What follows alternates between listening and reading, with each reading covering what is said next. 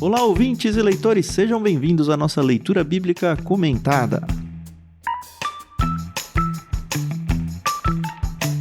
Eu sou o Thiago André Monteiro, vulgo Tan, estou aqui com a Carol Simão e com o Thiago Moreira e hoje é dia de Levítico 20. Vamos falar sobre castigos pela desobediência.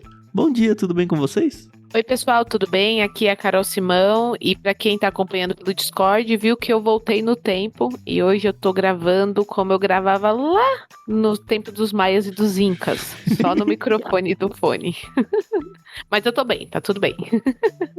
Bom dia, Tan. Bom dia, Carol Simão. Bom dia, nossos ouvintes. Muito bem, Levítico 20... né? Estamos entrando na reta final quase do livro aí, né? Estamos nos últimos capítulos aqui, fechando mais uma sessão hoje de Levítico 20. Algumas coisas vão ser repetidas, outras coisas vão ser acrescentadas e vai ser bom a gente conversar um pouquinho sobre isso também. É isso, estamos chegando mesmo na reta final. Outro dia eu tava pensando, poxa, Levítico é um livro tão longo que não acaba. Não, né? Tá acabando.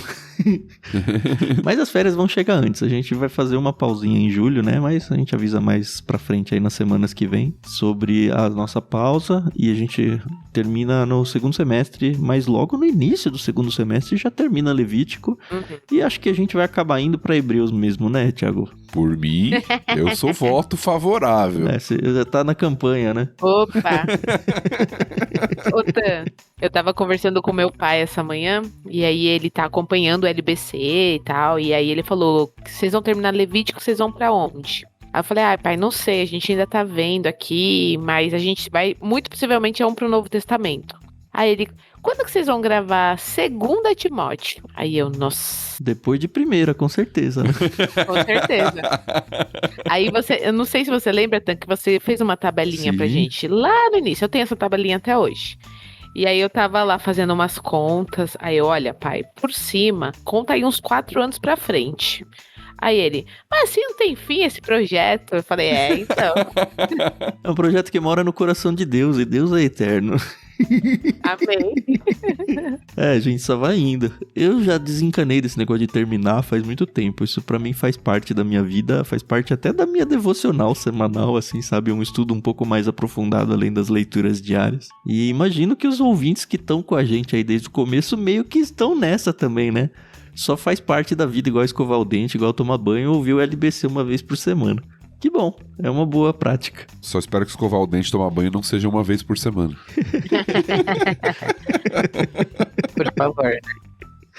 Bom, vamos lá. A gente tá num bom humor danado, mas hoje é um capítulo mais down, mais dark, né? Castigos pela desobediência. A gente vai num bloco único. E acho que tem sido assim, né? Lembrando que esse é o 3º capítulo de um subgrupo aí dentro de Levítico. A gente leu 18 e 19 e hoje a gente encerra esse subgrupo com o capítulo 20. E quem vai fazer a leitura sou eu. Semana passada foi o Thiago. A Carol tá com o microfone meio capenga aí hoje. Anêmico. E espero que arrume rápido para os próximos episódios, né? É tecnologia, a gente só vai seguindo aqui conforme for e faz parte. Vocês ouvintes com certeza entendem o que a gente está tentando fazer aqui com vocês. E antes da gente entrar no bloco mesmo de leitura, tem que agradecer a editora Mundo Cristão pelo empréstimo da NVT e também a Maria Lídia pelo empréstimo da trilha sonora, lembrando que tem na descrição do programa aí os links para você ouvir o álbum dela.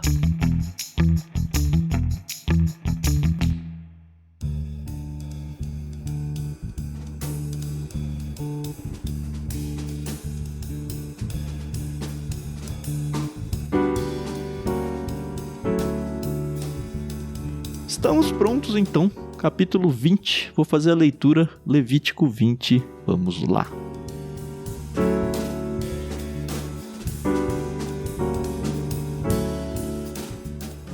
O Senhor disse a Moisés, dê as seguintes instruções ao povo de Israel. Elas se aplicam tanto aos israelitas de nascimento como aos estrangeiros que vivem em Israel.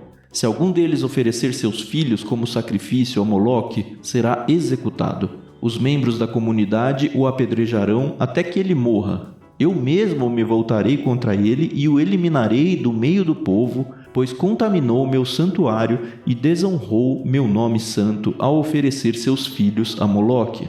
E se os membros da comunidade fizerem vista grossa àquele que ofereceu seus filhos a Moloque e se recusarem a executá-lo, eu mesmo me voltarei contra ele e sua família. E eu eliminarei do meio do povo tanto aquele homem como os que o seguiram em sua prostituição no culto a Moloque. Também me voltarei contra aqueles que procuram médiuns ou que consultam os espíritos dos mortos, cometendo prostituição. Eu os eliminarei do meio do povo. Portanto, consagrem-se e sejam santos, pois eu sou o Senhor, seu Deus. Guardem meus decretos pondo-os em prática, pois eu sou o Senhor que os santifica. Quem ofender a honra de seu pai ou sua mãe será executado. Decretou a própria morte quando amaldiçoou seus pais. Se um homem cometer adultério contra a mulher do seu próximo, o homem e a mulher que cometeram adultério serão executados. Se o homem desonrar seu pai tendo relações sexuais com qualquer das esposas de seu pai, o homem e a mulher serão executados. Decretaram a própria morte. Se um homem tiver relações sexuais com sua nora, ambos serão executados, pois cometeram uma depravação. Decretaram a própria morte. Se um homem adotar práticas homossexuais e tiver relações sexuais com outro homem como se fosse com uma mulher, os dois cometem um ato detestável e serão executados, decretaram a própria morte. Se um homem se casar com uma mulher e com a mãe dela, comete uma perversão. O homem e as duas mulheres serão queimados vivos para acabar com a perversidade entre vocês. Se um homem tiver relações sexuais com um animal, ele deverá ser executado e o animal será morto. Se uma mulher se entregar a um animal macho para ter relações sexuais com ele, tanto ela como o animal serão executados. Matem ambos, decretaram a própria morte. Se um homem se casar com sua irmã, filha de seu pai ou de sua mãe, e se tiverem relações sexuais, cometeram uma infâmia. Ambos serão eliminados do meio do povo, à vista de todos. Uma vez que o homem desonrou sua irmã, será castigado por causa de seu pecado. Se um homem tiver relações sexuais com uma mulher durante a menstruação, ambos serão eliminados do meio do povo, pois juntos expuseram a fonte do fluxo de sangue da mulher. Não tenha relações sexuais com sua tia, irmã de sua mãe ou de seu pai, pois causaria desonra a uma parenta próxima. As duas partes são culpadas e serão castigadas por causa de seu pecado. Se um homem tiver relações sexuais com a mulher de seu tio, desonrou seu tio. O homem e a mulher serão castigados por causa de seu pecado e morrerão sem filhos. Se um homem se casar com a mulher de seu irmão, comete um ato de impureza, desonrou seu irmão e o casal culpado ficará sem filhos. Guardem todos os meus decretos e todos os meus estatutos, pondo-os em prática. Do contrário, a terra para onde os estou levando, para ser seu novo lar, os vomitará. Não vivam de acordo com os costumes dos povos que expulsarei diante de vocês. Eu os detesto porque praticam essas coisas vergonhosas. A vocês, porém, prometi: possuirão a terra deles, pois a darei a vocês como sua propriedade, uma terra que produz leite e mel com fartura. Eu sou o Senhor seu Deus, que os separou de todos os outros povos. Portanto, façam distinção entre animais puros e impuros e entre aves puras e impuras. Não se contaminem com nenhum animal, ave ou criatura que rasteja pelo chão. Eu determinei o que é impuro para vocês. Sejam santos, pois eu, o Senhor, sou santo. Separei-os de todos os outros povos para serem meus. Os homens e mulheres entre vocês que forem médiuns ou que consultam espíritos dos mortos serão apedrejados até morrer. Decretaram a própria morte.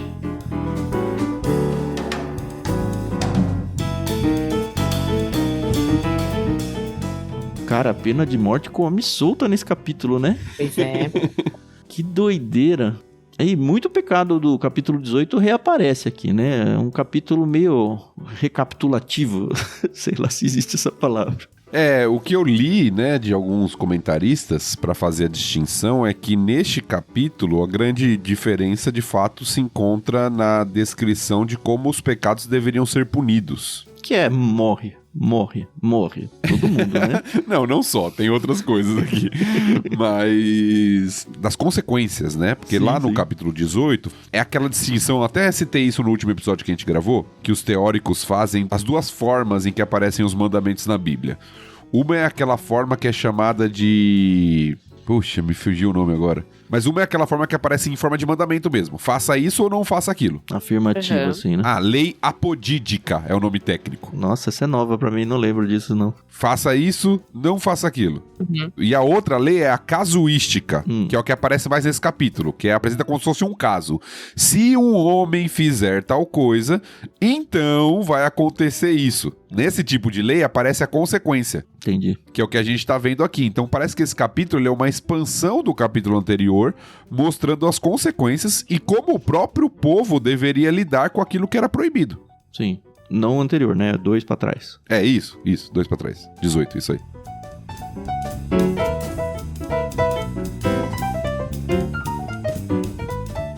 E é muito interessante ver que já no verso 2, né? Já mostra pra gente que, ó, morou com os israelitas, tá valendo. Você não precisa ser um israelita. Vale pra qualquer um que tá morando ali, seja estrangeiro, seja sei lá o quê. Sim. Você tá no rolê, você segue as regras, é isso aí.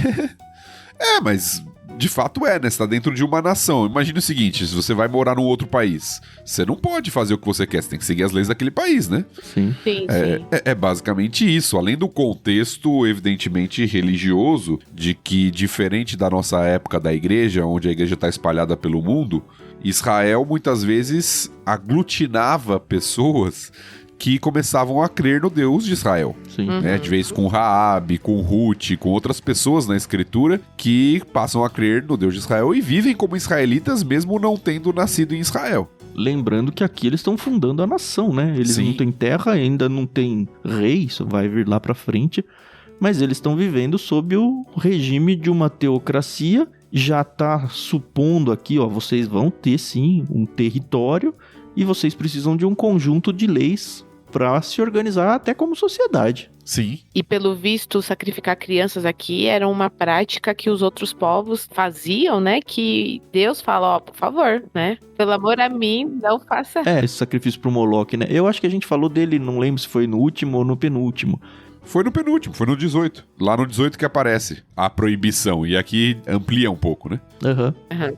E o que a Carol disse aqui, a gente até já comentou, mas de fato, parece ser algo muito comum entre os cananeus. O sacrifício ali de filhos, principalmente primogênitos, né? A Moloque. Uhum. E Deus abomina isso, né? Tem essa restrição aqui, essa lei muito clara de que eles não deveriam associar esse costume. Uhum. Nesses castigos de morte, eu notei uma coisa interessante. Nesse caso do Moloque, por exemplo, é muito claro que ó, os membros da comunidade o apedrejarão até que ele morra. Sim. E aí no 3, eu mesmo me voltarei contra ele e o eliminarei do meio do povo. Teve alguma vez aí que a gente já falou, talvez até mais de uma, essa questão, tá, mas quem que comete ali, ou quem que aplica a pena? Se é o povo, se são os líderes, se espera que o próprio Deus vai matar. E nesse capítulo para mim ficou muito claro que o próprio povo ou a liderança, eles agem como se fosse a mão de Deus agindo aqui. Sim. Essa junção do 2 com o 3 e várias vezes, ó, eu pintei aqui na minha Bíblia, eu eliminarei do meio do meu povo tanto aquele homem como os que seguiram em sua prostituição. Eu os eliminarei do meio do meu povo lá embaixo. Serão executados. É impressionante a quantidade dessas, ó, vou matar. E parece que o texto não explica muito claramente, nem se preocupa com isso, de que, ó, eu, Deus, que vou cuidar, ou vocês que vão ser os responsáveis. Mais do que isso, se a gente for olhar o verso 4, e eu acho que vale, talvez, apesar de não estar explícito para todos os pecados, mas eu acho que vale como um princípio geral, se os membros da comunidade fizerem vista grossa àquele que ofereceu seus filhos a Moloque e se recusarem a executá-lo. Aí Deus fala, não, eu mesmo vou matar a família. E eu vou cobrar da mão de vocês também, sabe? Vocês têm que fazer isso. Não fiquem passando pano para situações, porque é o esperado da conduta tanto de vocês de não fazer, né, o sacrifício a Moloque ou todos os outros pecados, quanto o de ativamente punir esses pecados. Existe uma associação muito forte, e eu diria que vai além do Antigo Testamento, tá? De quando o povo de Deus está seguindo as leis que o próprio Deus dá, é Deus agindo por meio do povo. Então, às vezes a gente quer fazer essa distinção, né? E aí, quando que é Deus, quando que é o povo fazendo? Mas, na verdade, Deus está dando lei para o povo fazer e manifestar, assim, o que Deus estabeleceu. Vontade de Deus, né? Até. Ou seja, o povo é representante de Deus. Então, quando Deus falou, façam isso, e o povo faz, é Deus fazendo por meio do povo. Eu digo que isso vai além do Antigo Testamento, porque tem um texto no Novo Testamento que fala, inclusive, sobre a disciplina na igreja, em Mateus, que destaca isso, de que quando a igreja está agindo de acordo com o que Deus estabeleceu, o texto vai falar que a igreja, ela manifesta algo que está acontecendo no céu, ou que já aconteceu no céu. Ou seja, ela está manifestando a vontade de Deus, seguindo parâmetros que o próprio Deus estabeleceu de como agir. Sim. Então, aqui parece ser a mesma coisa, né? Claro que tem algumas coisas que nós vamos ver até no capítulo que Deus age diretamente. Por exemplo, a tornar uma mulher estéril. Isso a comunidade não pode fazer. Sim, é verdade. Sim. Deus faz diretamente. Mas tem casos em que a comunidade é responsabilizada para julgar, e até nesse texto que o Tan falou, ele até citou isso, tem uma reprimenda para o próprio povo. Olha, se vocês fizerem vista grossa, interessante a tradução que foi feita aqui na NVT, né? Se vocês fizerem vista grossa, eu vou cobrar isso, porque a comunidade era responsabilizada em fazê-lo. Eu acho que isso abre uma margem, pensando para os dias de hoje, tá? Perigosa.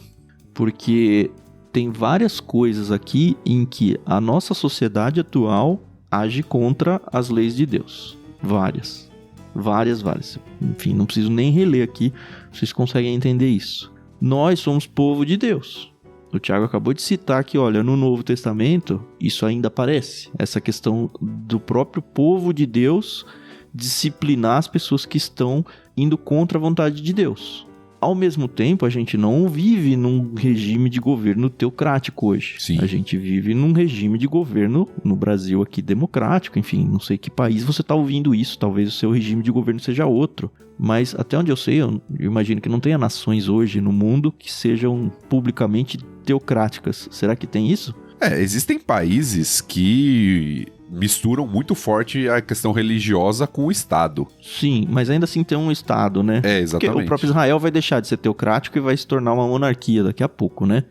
Mas o que eu quero dizer é assim, até onde nós cristãos podemos, ou devemos, ou não devemos, tentar agir como mão de Deus, assim, sabe? Tentando fugir daquele negócio que... Acho que eu já até vi em cinema isso, por exemplo.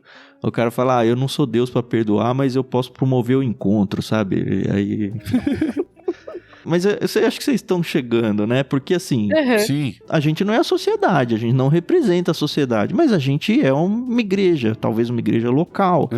E temos sim, se você faz parte da liderança dessa igreja, pessoas que se submetem às regras daquela igreja. Até onde eu posso ir sem avançar o sinal, sabe? Até onde eu posso questionar, até onde eu posso... não vou agir com as minhas mãos pra punir, mas até onde eu posso falar, não pode, está errado, e publicamente me manifestar ou fazer algum tipo de represália mais intensa. Eu acho que o que muda no Novo Testamento, Tan, de fato é a questão do contexto. Nós não somos mais um povo territorial, igreja, uma nação que tem leis próprias, e a gente segue as leis do governo em certo sentido. E Paulo vai falar muito sobre isso, Pedro vai falar sobre isso na sua carta.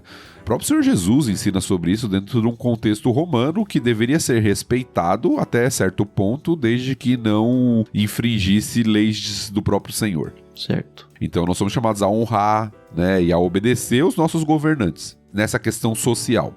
Agora, internamente, olhando para a questão da própria igreja, o que muda nós temos um regimento próprio, vamos colocar assim. A gente chama isso tecnicamente até de regimento interno, pensando juridicamente, todas essas coisas. Mas nós temos um regulamento próprio que quem quer entrar voluntariamente, ninguém é obrigado naquela comunidade, se submete a seguir certas regras.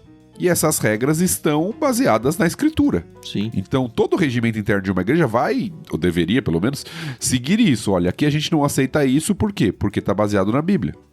Se você começar a agir dessa forma e não mudar, você vai ser tirado, vai ser confrontado, disciplinado e tirado desse meio. Por quê? Porque aqui nós nos comprometemos a viver dessa forma. Uhum. Então existe isso dentro da igreja. Não existe pena de morte, evidentemente, porque a gente não rege a sociedade, né?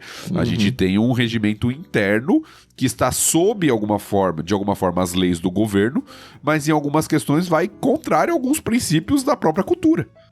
Mas a exclusão da igreja, por exemplo, não é muito distante do eliminarei do meio do meu povo, né?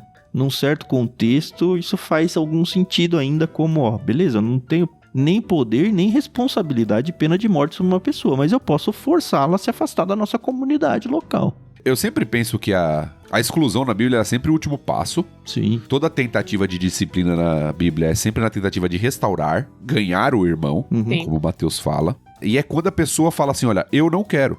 Na verdade a gente chama de exclusão, mas a verdade é a pessoa está deixando de fazer aquilo que ela se comprometeu quando entrou. Sim. Na verdade, ela tá se tirando, né? Ou seja, eu não quero mais viver dessa forma. Eu não concordo mais, eu tô fora, eu não quero viver de acordo com aquilo que foi estabelecido. E aí a comunidade, né, é responsável em mostrar isso pra ela e afastá-la nesse sentido, né, ou excluí-la, porque ela não tá querendo andar mais como um discípulo de Jesus, que foi o que ela se comprometeu a fazer. Sim. É claro que podem ter abusos nesse processo, podem ter erros. A gente tá falando do ideal aqui, né? Sim, sim. Nem sempre a gente consegue julgar adequadamente. Então tem uma série de coisas, mas estamos falando idealmente. A disciplina da igreja é, nesse sentido, uma eliminação do meio do povo. Não no sentido de morte, que a gente já viu que esse termo às vezes é usado pra isso também, né? Eu acho que aqui nesse contexto era isso, inclusive. Mas no sentido de que a pessoa deixa de fazer parte daquela comunidade de pessoas que estão querendo viver o que Jesus ensinou. Sim. E lembrando, para não ficar mal entendido, Tan, que toda disciplina não é por um pecado, porque todos nós somos pecadores. Com certeza. Senão ninguém fica na igreja, né? É por uma rebelião, é por um estilo de vida. Eu vou viver desta forma, mesmo sendo contrário o que a Bíblia afirma. Sim. Mas a gente vive uma época meio difícil, porque se eu voltar, por exemplo, aos tempos em que eu era criança, pensando no contexto brasileiro, tá? Por exemplo, hoje eu acho que ainda em lei tem a questão de honrar pai e mãe, que tá aqui, é um dos primeiros que aparece aí depois do Moloque. Acho que legalmente os filhos ainda são responsáveis pelos pais, se tem algum tipo de vulnerabilidade ou qualquer coisa desse tipo. Ao mesmo tempo, a gente vê uma sociedade atual que está tentando desconstruir o conceito de família até. Eu lembro, por exemplo, e eu não sei como está a legislação hoje, tá? Mas eu imagino que não esteja mais proibindo isso, quando o adultério era proibido por lei. Existiam punições legais para isso. Hoje, sociedade... sabe, é um negócio que ficou totalmente... esse é um problema seu, sabe? É do seu casamento ali, de tudo mais.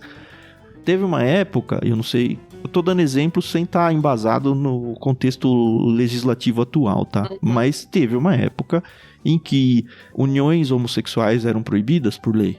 Hoje não mais. Hoje eu acho que a legislação ainda protege uniões com animais. Eu não tenho certeza se daqui a pouco ou muito tempo isso vai ser proibido, sabe? E esse tipo de coisa. O que eu tô dizendo é que a sociedade, ela tem se degradado ao longo das décadas muito rapidamente, mas a vontade de Deus continua escrita em pedra, como a gente diz aqui. Só que, por um lado, a gente vê a sociedade não só agindo como ela quer agir, como a gente vê, por exemplo, lá no início de Romanos, que é Deus falar, você quer fazer isso aí? Então vai, faz. Só que ela tentando adentrar os muros das igrejas e falando, olha... Você tem, por força de lei, que aceitar esse tipo de coisa. Você tem que fazer um casamento homossexual aí na igreja, porque senão alguma coisa jurídica vai acontecer com você.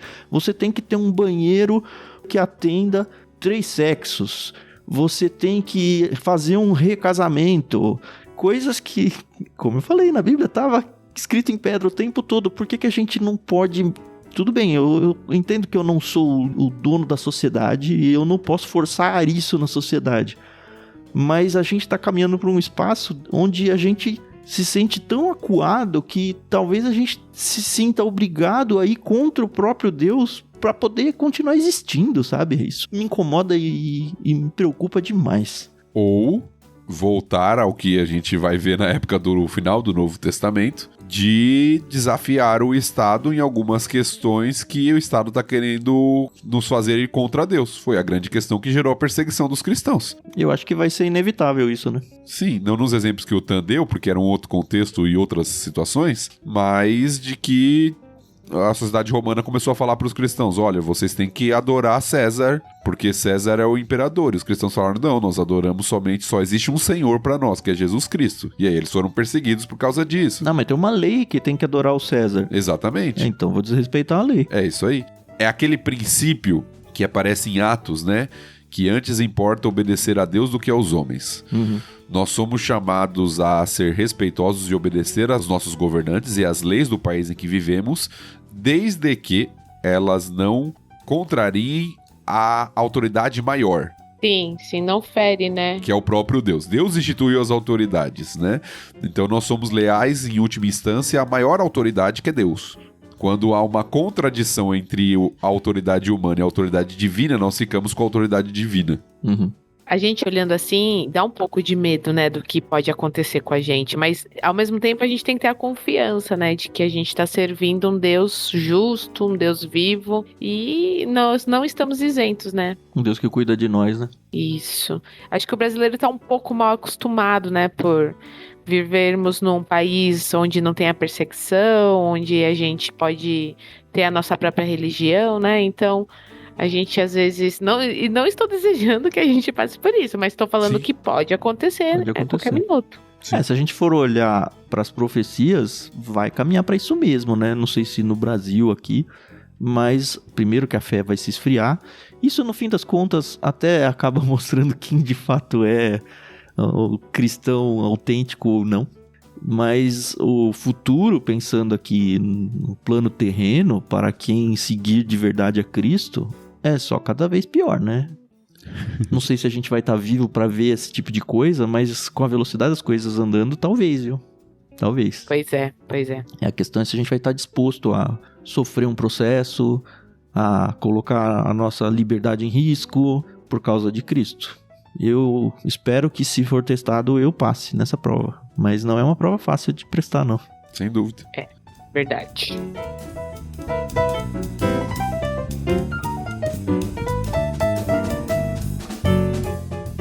Tem um trechinho aqui que fala dos 6, né? Dos médiums. Também me voltarei contra aqueles que procuram médiums ou que consultam espíritos dos mortos, cometendo prostituição. Essa prostituição, a gente já falou infinitas vezes, né?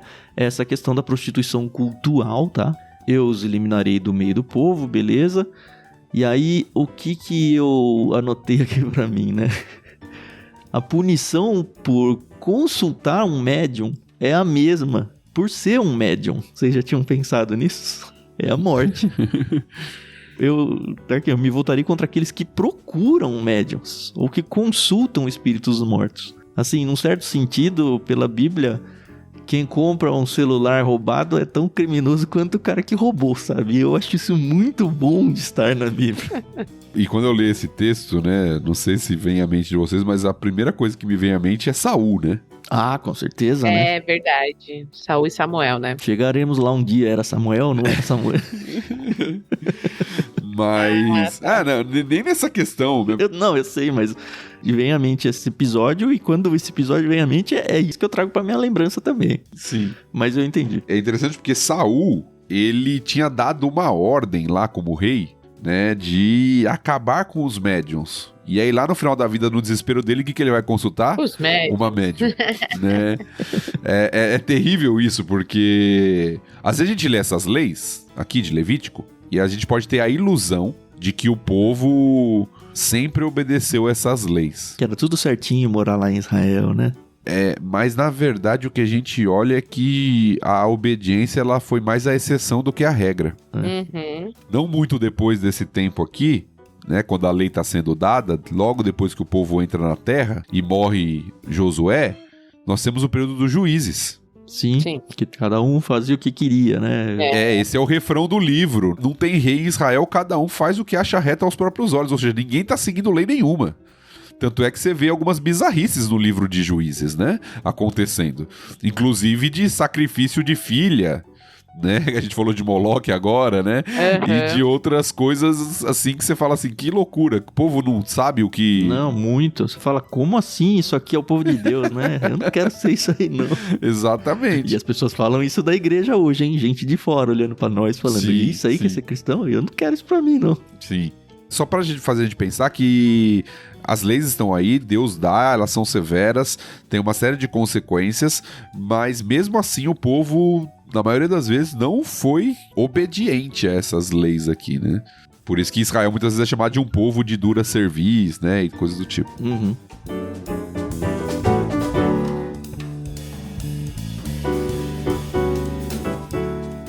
Voltando a mais ou menos o que você falou agora há pouco, Thiago, em várias dessas punições tem a conclusão. Se isso, aquilo serão executados. Uhum.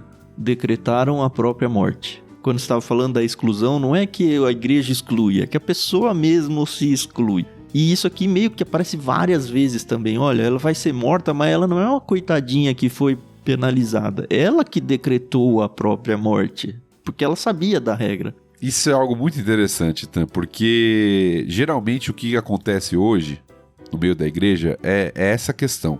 Até internamente, as pessoas acabam tendo essa visão como se fosse falta de amor da igreja ou falta de misericórdia da igreja quando está corrigindo, disciplinando alguém. Uhum. E aí a pessoa às vezes sai como vítima e a igreja como vilã. E às vezes a própria igreja compra o discurso da vítima.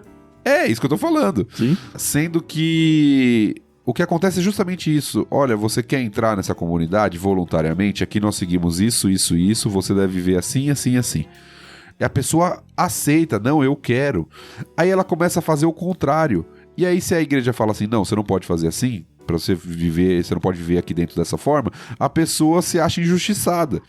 E o que aparece no texto é justamente isso, ó, tem a lei é essa, vocês são o povo de Deus e a lei é essa aqui. Se você fizer contrário, você tá encaminhando a sua própria morte, porque a punição é a morte, você já sabe. Uhum. Então não é que, Deus é severo, coitada da pessoa, a pessoa mesmo está caminhando para isso, né? Por isso que Provérbios, o livro de Provérbios vai falar muito sobre isso, caminhar para a morte, né? O caminho da morte. A pessoa está voluntariamente seguindo um caminho. Uhum. Nunca vi isso. Nunca. O quê? Na igreja? É. Ai, gente. Nunca te injustiçaram, Carol, é isso? Nunca vi injustiça nenhuma, entendeu? Eu lembrei de uma história falando disso. Faz pouco tempo, eu já tinha visto há muitos anos e recentemente o algoritmo me apresentou de novo. E como eu tô falando aqui, ele vai apresentar pra mim daqui a uma semana mais ou menos, porque eles estão sempre ouvindo o que a gente fala. Mas era de um... Eu não sei o que ele era, algum líder da polícia, alguma coisa de algum desses países do Oriente. E aí estavam entrevistando o cara e fala, qual que é a pena pra um ladrão, né? E aí ele fala, é cortar a mão esquerda. Mas por que a esquerda? Porque ele ainda tem a direita pra poder trabalhar. Era isso. E aí o repórter foi tentar instigar, ele falou, poxa, mas você não acha essa punição muito severa, né? Vai cortar a mão. Ele falou, não é a gente que faz isso. É ele mesmo que tá fazendo isso por ele. Porque todo mundo aqui sabe que se roubar e for pego, vai perder a mão esquerda. Mas e se roubar de novo? Aí a gente corta o pé esquerdo. Ou o direito, né? Mas é o pé, não é a outra mão. Porque ele ainda tem condições de viver minimamente com dignidade. Mas muito interessante o jeito de pensar deles falarem, olha, não é o Estado que tá cortando a mão dele. É ele mesmo que corta a própria mão. Ao aceitar essa ideia de que, não, eu vou roubar. Porque ele sabe que é isso. É isso, né? Sim. Uhum. E é interessante que eu até li um autor falando disso, não vou entrar nesse mérito aqui, mas você não tinha prisão em Israel, né? É verdade, né? Você tem o contrário, que são as cidades refúgio. Você tinha outros tipos de punição, e eu trouxe somente agora porque o Tan falou, o que a gente faz na nossa cultura, às vezes, não é nem muito didático, né? A pessoa faz algo errado, aí ela vai ficar reclusa, vai gerar um custo para a sociedade muito grande, né? A reclusão da pessoa por um tempo. E às vezes essa reclusão, quando a pessoa sai, ela vai fazer a mesma coisa. Ou pior até. Vai piorar ela. Ou pior até. É uma provocação, porque qual seria a alternativa pensando na sociedade de hoje? Eu de verdade não sei. Que a gente pode excluir ela da sociedade, tipo, sair do Brasil? Vai pra onde? Sei lá. Não tô nem... Só tô trazendo a reflexão de que a gente tá tão acostumado com o sistema e o sistema aqui é diferente, né? É, sim.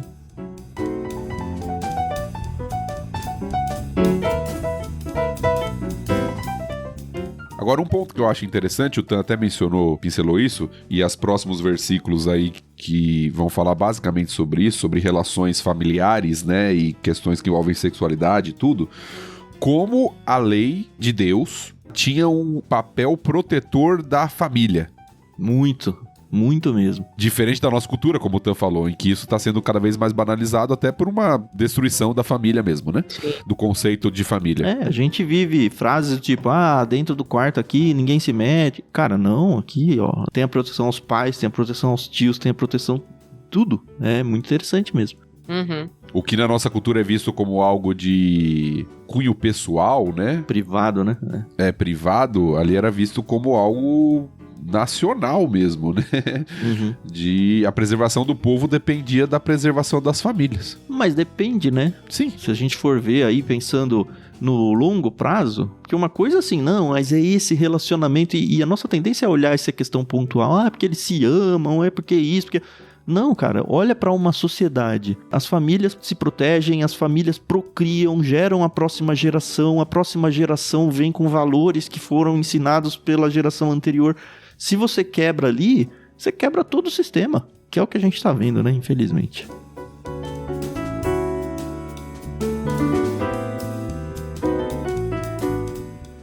No 20 aparece o primeiro que não tem como punição a morte.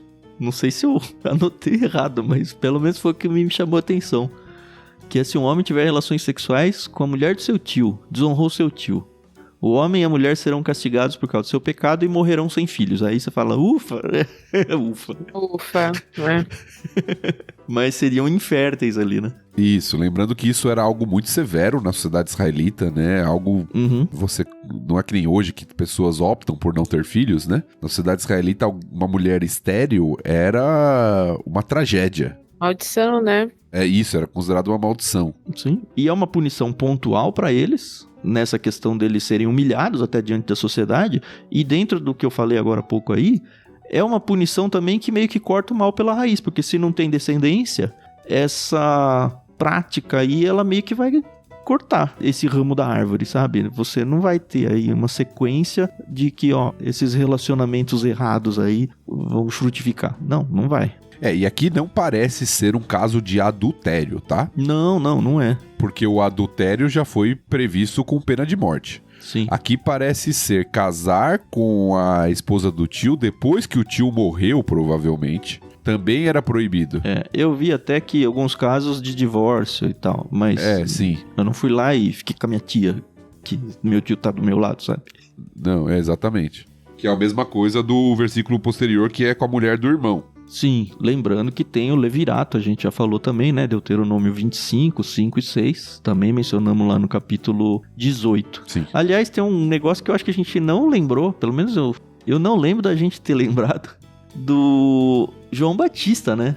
Quando o João Batista, ele fala pro Herodes que não podia se casar com a Herodias, porque a Herodias era a esposa do irmão dele. Sim. Ele tá aplicando essa lei aqui. E é interessante que ele tá aplicando essa lei pra quem não segue a lei de Deus. Mas, enfim, tá errado do mesmo jeito. Sim. Se você tem curiosidade, essa história aí é Marcos 6, tá bom? Sim. E lembrando que a lei do levirato, ela era aplicada em um caso específico. Por exemplo, quando não tinha gerado descendência. Uhum.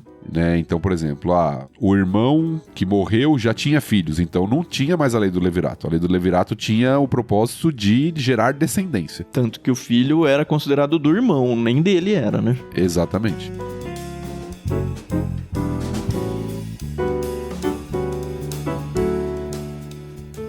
Gostei de ver de novo essa questão de guardem os meus decretos, porque senão eu vou vomitar vocês da terra, igual eu fiz para esse povo. Eu tô vomitando esse povo que comete tudo isso da terra e a terra vai vomitar de novo. É interessante essa forma como o texto descreve pra gente. É claro que é uma figura de linguagem que eu nem sei qual que é exatamente. Sim. É meio poético, né? É, Ruim, mas poético. a terra vomitando, né? É como se a terra estivesse testemunhando tudo que tá fazendo de errado e não aguenta mais aquele povo fazendo aquela coisa errada nela, então ela vai lá e vomita aqueles moradores de lá, né? Complicado. E mais ainda, né? Mais ou menos o que eu falei aí no 23, não vivam de acordo com os costumes dos povos que expulsarei diante de vocês. E um decreto de Deus, eu os detesto porque praticam essas coisas vergonhosas. Então tudo que tá nessa lista aí, sabe? Saiba que pra Deus isso é vergonhoso e saiba que Deus detesta essas coisas, mesmo que você não acredite em Deus, tá? Já falamos isso também no 18, mas vale repetir, porque Deus tá repetindo isso aqui pra gente. Não é porque nós não somos cristãos que essas leis não deixam de agredir ao Deus do universo, ao Criador de tudo. E também não quer dizer que a gente vai ficar impune em relação ao castigo que ele vai imprimir, porque ele imprimiu esse castigo a todos esses povos, porque ele detestava as práticas desses povos. O texto quase que termina, né? Nos lembrando daquele princípio que é repetido várias vezes em Levítico, que é talvez o ensino central do livro, né? A questão da santidade. Por que tudo isso? Por que o povo deveria seguir essas leis? Por que deveria julgar dessa forma? Por que teria tanta, entre aspas, severidade? Porque o povo de Israel precisa ser um povo santo, separado, distinto, diferente das nações ao redor e imitando assim o caráter do próprio Deus. Ele lembra, né? Eu que determino o que é impuro pra vocês. Ele até invoca aqui a questão dos animais, mas acho que muito mais do que só os animais, né? Sou eu que digo pra vocês o que é certo e o que é errado, não são vocês. Eu que falo o que é puro, o que é impuro. E aí no 26 eu quase li errado, né? Sejam santos, eu quase mandei um... porque eu sou santo, né? Mas é pois eu, Senhor, sou santo. Tá aí, né? No fim das contas. Sejam santos, pois eu, Senhor, sou santo. Separei vocês de outros povos para serem meus. Isso aqui me pegou um pouco. Eu sei que ele tá falando aqui com o povo de Israel, a gente já tirou toda essa questão do texto de falar que é um povo, uma nação e tudo mais, mas a aplicação fica pra gente, sabe? A questão do peso que é ser um cristão hoje diante da sociedade. A sociedade atual, né, que segue também praticamente todas essas práticas que Deus estava dizendo que o abominava, sabe? A gente não pode tudo que as pessoas podem. E às vezes a gente quer trazer isso pra gente. Não, eu posso tudo naquele que me fortalece, tudo me é permitido, a gente vai naquilo, sabe? Não, a gente tem que ser diferente. A gente é um povo, não é israelita aqui no sentido do Antigo Testamento, mas a gente é também um povo separado por e para Deus. Então a gente tem que se perguntar constantemente, tá? Isso agrada a Deus? Isso ofende a Deus? Essa é a conduta que Deus espera de mim? E se mexer, sabe? Porque talvez num sentido figurado e talvez não, a gente pode estar decretando a nossa própria morte. Isso é pesado.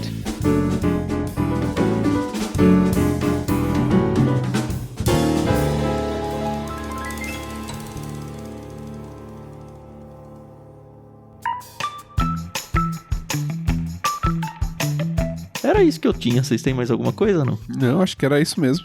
Capítulo duro, né? Sim. Difícil.